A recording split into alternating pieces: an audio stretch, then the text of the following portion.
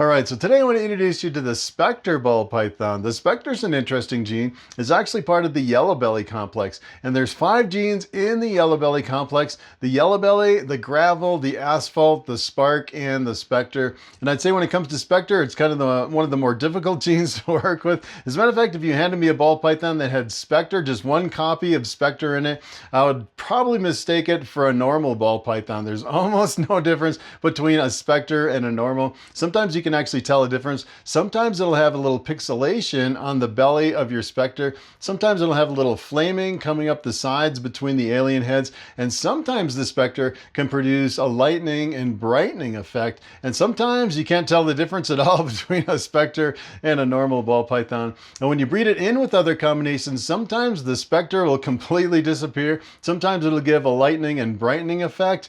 And sometimes, especially if you mix it with other genes in the yellow belly complex, you can make some really stunning combinations, especially working other genes in with Specter. So today I want to jump over the internet and I want to show you the limitations of the Specter and the awesome potential of the Specter ball python. All right, so I want to jump over here on morphmarket.com and I want to start with this snake right here. This is actually a Specter ball python with just one copy of the gene. And if you actually take a look at this, I'd say most people, when they look at this, they would think, yeah, that looks like a normal ball python. And kind of the interesting thing, if you look really close, it actually has a little bit of flaming coming up the sides right here between the alien heads. I'd say in most cases, you really can't tell. Maybe in a couple places, I've actually seen some normal ball pythons that have the same kind of flaming. And I'd say it's really hard to tell. But here's another thing you can actually do is you can actually flip over the snake. So take a look at this. This is actually a Specter spot nose. As a matter of fact, I looked all over here on morphmarket.com. I couldn't find one single example of just a Specter belly that anyone has shown without any other genes in the mix. And I don't think the spot nose would make that much of a difference. But if you actually take a look at this, this actually has a lot of pixelation right in here along the belly. Sometimes I've seen some of the genes in the yellow belly complex where they have a lot of pixelation, and sometimes it's just a little bit right along the edge. That's a pretty good sign you have a gene in the yellow belly complex. It's pretty much the same across the board, whether it's Specter or some of the other genes. And on this snake, you can actually see the head stamp. That's actually coming from the spot nose, which is kind of crazy. So if you actually take a Specter and you breed it to another Specter, you get a super Specter. Take a look at this crazy snake. This is quite an impressive combination between 2 different genes of the Specter. And a lot of times you can actually take this and work other genes into the combination to make some really impressive combinations. So take a look at this. This is actually a yellow belly, and I kind of pulled this up as a kind of a prime example of what you'd see as one single gene in the yellow belly complex. You can actually see on this one, it's a little bit brighter than a normal ball python. That's a good indication that you have one gene in the mix as far as one gene in the yellow belly complex. And on this one, you can see quite a bit of flaming coming up the sides. Sometimes you can't see this, but sometimes you actually can. As a matter of fact, if you pulled this out of a bin with a whole bunch of other normal looking ball pythons, you could probably say, yeah, this has a gene in the yellow belly complex, especially if you flipped it over and you saw some pixelation on the belly. And if you actually take a yellow belly and you breed it to a Specter, take a look at what you get. This is a crazy looking snake. And I'd say the Specter is pretty much known for the super stripe. This is a crazy looking snake. Look at that. That is really impressive. And I actually did a whole video on the super stripe and all the other genes you can mix in with the super stripe. And let me tell you, this is like the ultimate potential of the Specter gene when it comes to ball pythons. You can go for only super stripe combinations, which is a pretty cool project. So take a look at this gene. This is actually an asphalt. So asphalt is also in the yellow belly complex. If you actually look at just the asphalt gene by itself, again, you can barely tell the difference between an asphalt and a normal. You see a little bit of flaming coming up the sides. I don't know if you can actually tell this is an asphalt. You could probably flip it over and look at the belly. Sometimes you really can't tell the difference between some of these genes and a normal. But this is what happens if you actually take an asphalt and you breed breed it to a Specter, 25% of the time, this is what you'll get. You'll get a Parkway, which is an asphalt and a Specter. And look at this crazy snake. And a lot of people, what they'll do is they'll actually work other genes into some of these combinations to really bring out either the really dark background, and sometimes they'll try to, you know, layer on some really bright genes with the dark background, and sometimes they'll just go all dark or all light. And a lot of times they just mix it up and can make some really crazy combinations. You see here, the alien heads are like completely wiped out on the side on this one. If you actually compare this to the super stripe, you see on the super stripe, it's completely wiped out. It's interesting to see how the different genes work together. Two different genes in the yellow belly complex, the Specter versus the yellow belly versus the Specter versus the asphalt. Completely different effects, completely different genes have a completely different visual appearance as far as the Ball Python goes. So here's another one. This is the gravel. It's kind of the same way. It looks like a normal ball python. This one you can actually see some flaming coming up the sides. But if you actually look at the pattern, it actually has just your typical alien heads like a regular ball python. No striping or anything down the top, which is pretty interesting. Here's what happens if you work gravel in with the Specter. Take a look at this. This is a pretty impressive snake. This is the gravel Specter, which is a completely different effect again.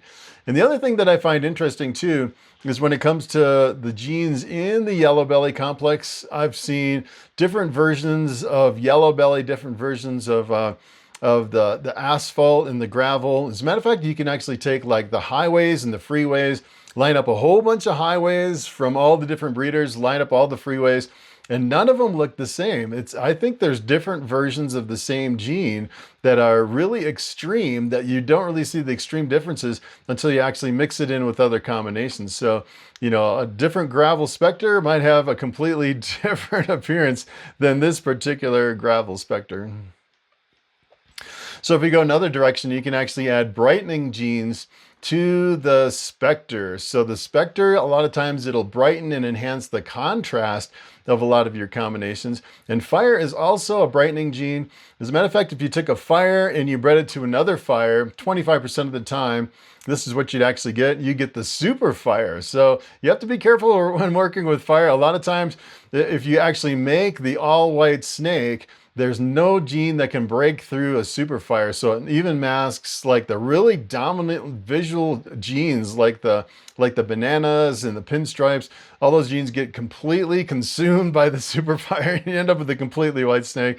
But here's what happens if you actually work fire, which is a brightening gene, into the Specter. Take a look at this. This is a really interesting combination here. You can see it really enhances the brightness and the contrast of the ball python, which is a really interesting effect. So a lot of people, what they'll do is they'll work Specter into some of their combinations just to really improve the contrast and the brightness of their combinations. So take a look at this. I pulled this snake up over here. This is a crazy snake right here. So this is actually a high intensity orange dream, which is a brightening gene. Pastel. So the pastel and the orange dream make for a really bright yellow snake. Adding in the fire, that's another brightening gene. Enchi, a lot of versions of Enchi. Enchi is pretty much known for breaking up the pattern in a lot of your ball pythons, but in a lot of versions of Enchi, you can bring out a lot of yellows and oranges. So you add Enchi as a brightening gene, and then you add on top of that the super stripe. And remember, the super stripe is actually the combination of the Specter and the yellow belly, making for this incredible snake. It's interesting on this one, it actually still has a stripe right down the top of the snake. I'd say maybe the Enchi has a little bit of an influence as far as breaking up the pattern right along the stripe, but usually that stripe is really dominant in a lot of your combinations. Sometimes it's actually hard to break up the stripe of the super stripe. Another thing I was actually looking at is over here. If you actually look at some of these snakes, this one actually has 6 genes. So if you get into some of these combinations of 6 or more genes, a lot of times this is the world's first, and it could be possibly like a one and only snake. that has never been produced before and may never be produced again, because sometimes when you're breeding like a 6-gene snake to another 6-gene snake, sometimes you get like thousands of different possible combinations, and sometimes no one will ever produce them. As a matter of fact, I actually came over here on Morph Market, and you can actually sort by all the ball pythons, that basically all that have sold and all for sale in all regions. And look at how many ball pythons are over here. 575,372. That is incredible. Over 500,000 ball pythons. And I looked over here, and this was the one and only snake like this. So not only is it a world's first, a lot of people don't realize that they're making world's first, and it may never be produced again, which is a pretty awesome combination.